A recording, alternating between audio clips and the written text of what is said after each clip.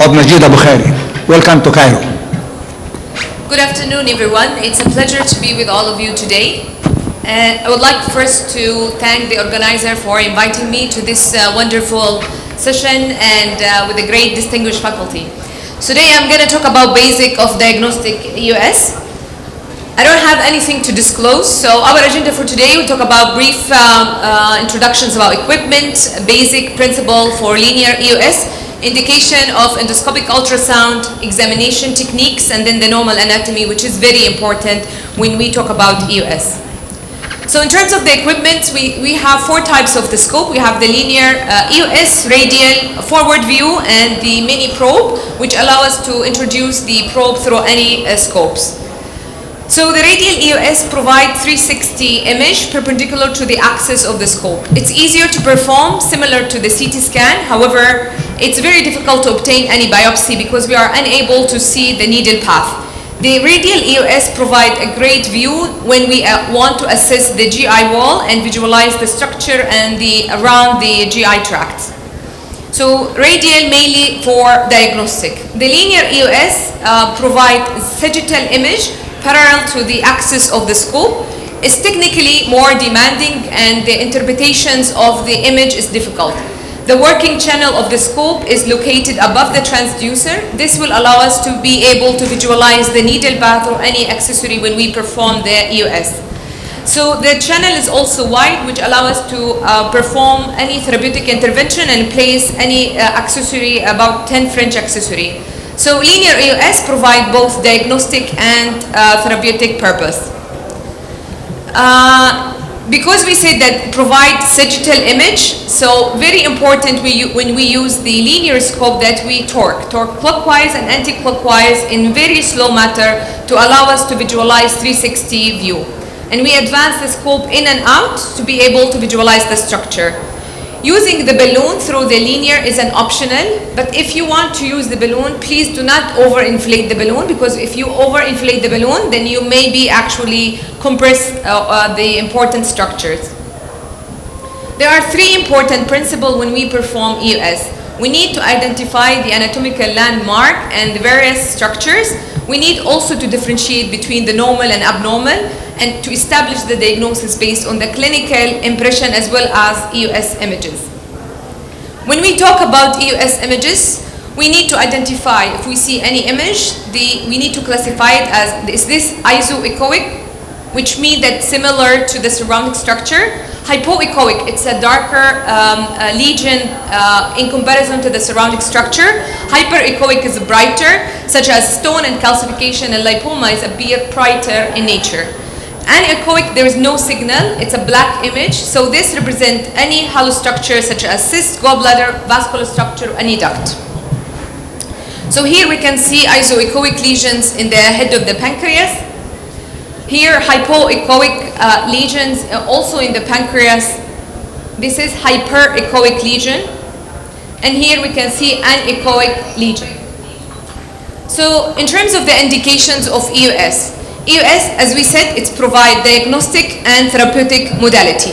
In terms of diagnosis, EUS is very great to evaluate the TN staging. So this is to differentiate if the lesion, if we are able to remove the lesion by EMR, ESD, it also allow us if we're gonna need new adjuvant therapy or radiotherapy. EUS has a great role for evaluating of subepithelial lesions as well as obtaining a tissue acquisition from mass or lymph node. In terms of therapeutic purpose, EUS can be great to drain either pancreatic fluid collection, draining of intra-abdominal abscess, biloma or gallbladder. Also, we use the linear echo endoscope to inject either injection of the ablation substances or glue injections or Botox injection.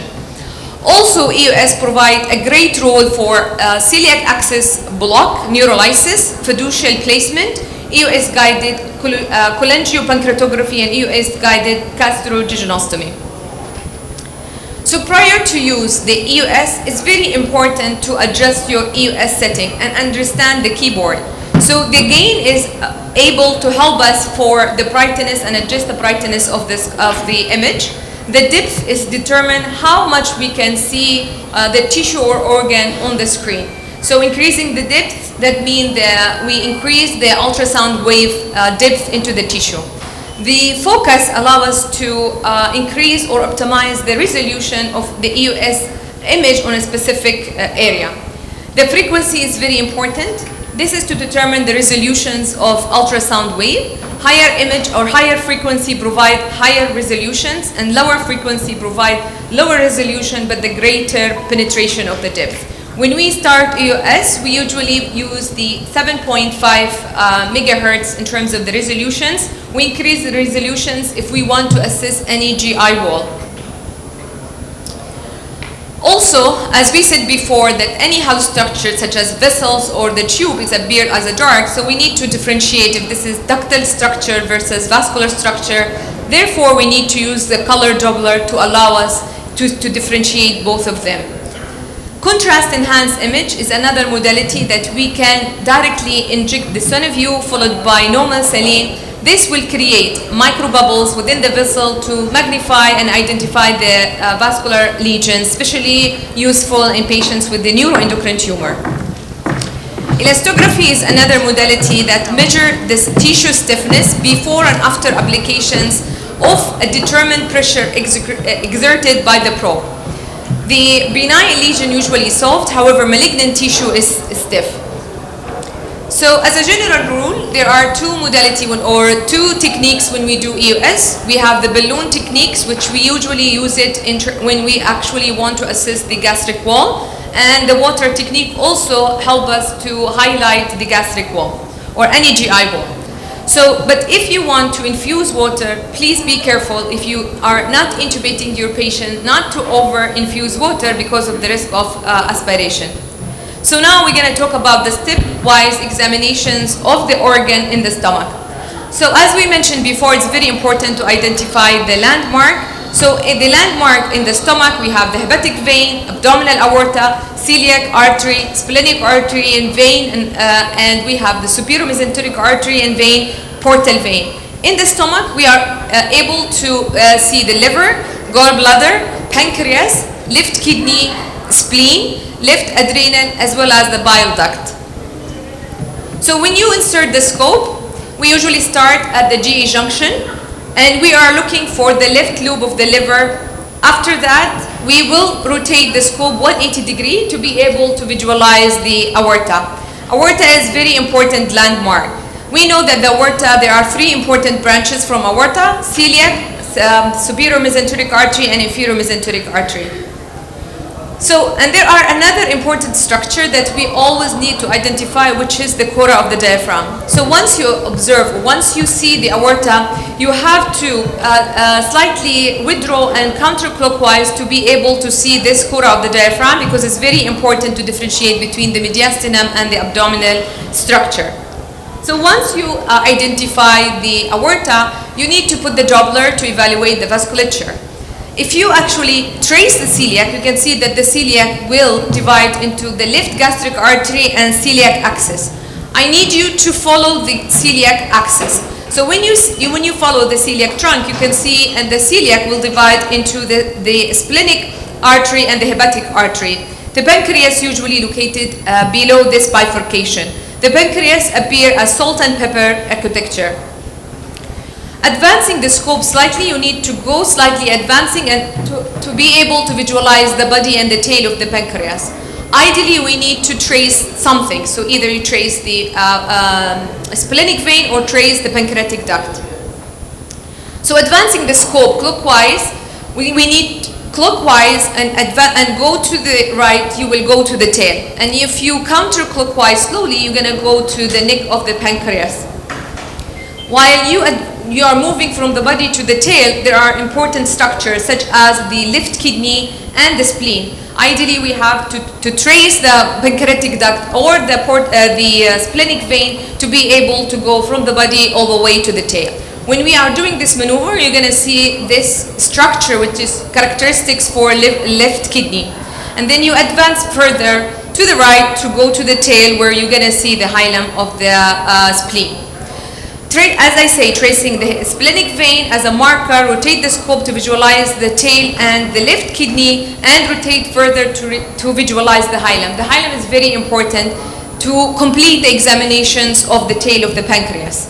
While you're doing this maneuver, there are an important structure that we always have to look, which is the left adrenal gland. Left adrenal gland is very important to look at it, because in case of we are staging the lung, so that we have to look if there is any metastasis. Once we are in the hilum of the spleen, you have to put the Doppler to make sure that you are reaching to the final, or you look and you examine the whole tail of the pancreas. And then, as we mentioned, you need to put the Doppler to differentiate between the splenic vein and splenic artery. Then after that, you have to go back and forth from the tail to the body to make sure that you evaluate the whole pancreas. If you go counterclockwise to the left, you are gonna trace the pancreatic duct toward the neck and the genu of the pancreas. And while you're doing this maneuver, you're gonna identify a very important structure, which is the confluence. We know that the confluence is the combination of the splenic vein and superior mesenteric vein. So this is very important landmark. If you trace counterclockwise to the left, you're gonna evaluate the pancreatic duct and the neck of the pancreas. If you're gonna trace the portal vein, we need to trace it the portal vein toward the hilum of the liver.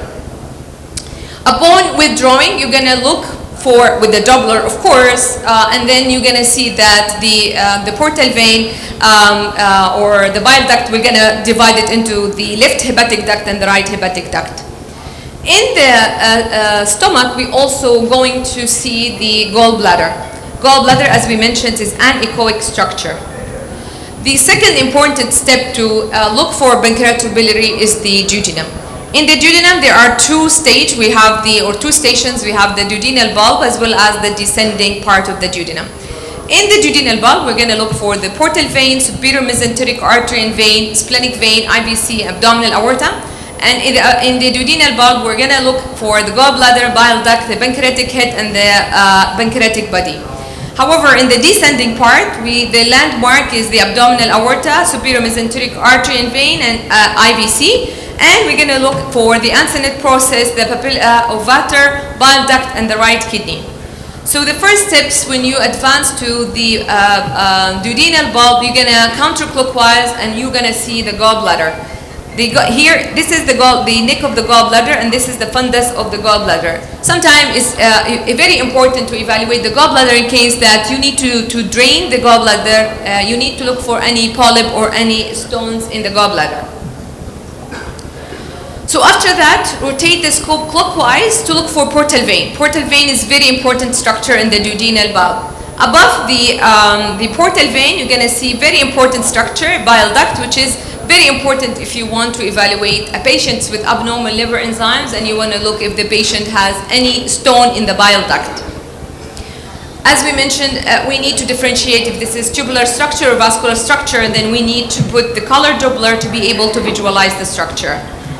If you advance slightly and rotate clockwise, you are going to the hilum of the liver. So just try to trace the bile duct or the portal vein until you reach the hilum of the liver. If you rotate counterclockwise, you're going to actually look for the bile duct and the pancreatic duct toward the ampulla. So this maneuver is very important when we look at each structure in the duodenum. Again, we know that the confluence is very important structure in the stomach and also is important structure in the duodenum. Because here you can see that this is the portal vein and this is the superior mesenteric vein, this is the splenic, and here is the pancreas. So this is very important landmark. If you rotate counterclockwise, you're going to visualize the head of the pancreas and the body of the pancreas. The second important thing, as we mentioned, examination from the descending duodenum. So you need to advance the scope as you advance, or as you doing the ERCP, and then withdraw the scope until you see the aorta. Once you see the aorta, you can withdraw slowly. It's very important when you use the linear EUS that your maneuver has to be very slowly, torquing clockwise and counterclockwise in millimeter movement. because rapid movement, you're gonna lose everything. So you have to be precise when you are using linear. The radial EUS is very easy, but the linear EUS is very difficult. So you have just to make sure when you move the linear scope, it has to be very slow. So then you slowly withdraw until you see the dorsum and the ventral part of the pancreas. The dorsal part usually hyperechoic structure. Withdraw slowly, you're going to look for the main pancreatic duct and the bile duct. So you're going for the ampulla. And then I want you to trace, always trace, either trace the bile duct or trace any vascular structure to reach to the solid organ. So this is an important information. So sometime we can actually visualize the right kidney from the second part from the duodenum, but sometimes it's very difficult to see the right kidney. So in summary, Diagnostic EUS is a highly effective tool for evaluating lesion in the GI tract, pancreas, liver, bile duct, and surrounding structure. Linear EUS anatomy depends on systematic approach. You really need to have a systematic approach when you actually doing the linear EUS, because if you messed up, you will not be able to identify anything. So you have to be relaxed while you're doing the linear EUS. And as I mentioned before, you have to be really slowly when you actually torquing the scope, because with the linear we need clockwise or counterclockwise, or sometimes we need to move our shoulder. So you have to handle the scope gently, because some of the scope are big and there is risk of perforation. So you have to be careful when you are using these scopes. So as I say, rotation is very important when we use the linear EUS. Thank you so much for your attention. Thank you very much for excellent talk and presentation. Any comment? Any questions more? Maybe I need. Thank you, Professor Majidah, for this excellent demonstration of how to examine by linear EUS through the gastric station and through the duodenum. Actually, for those who are doing EUS, they enjoy your lecture and understand how important what you said, and actually also perfectly it means that you are experienced, highly experienced in EUS, because you said the clockwise rotation, the counterclockwise rotation, how to get different structures. This means that you are highly experienced in EUS. Thank you so much. Thanks a lot. Any questions? Can I ask Majidah, please, can this linear EUS only for diagnosis, could it be used in biopsy or treatment or so on? Sorry, I'm not... Linear EUS, can be diagnostic tool, cannot be used in treatment, therapeutic intervention, So about taking biopsy, about radio ablation and so on, and treatment modality? So yeah, linear EUS, we use it for both diagnostic and therapeutic. So diagnostic to take any sample from the mass or from lymph node, as well as we do therapeutic. Lots of therapeutic things that we use only with linear echo endoscope. Any more questions, please? Okay, further.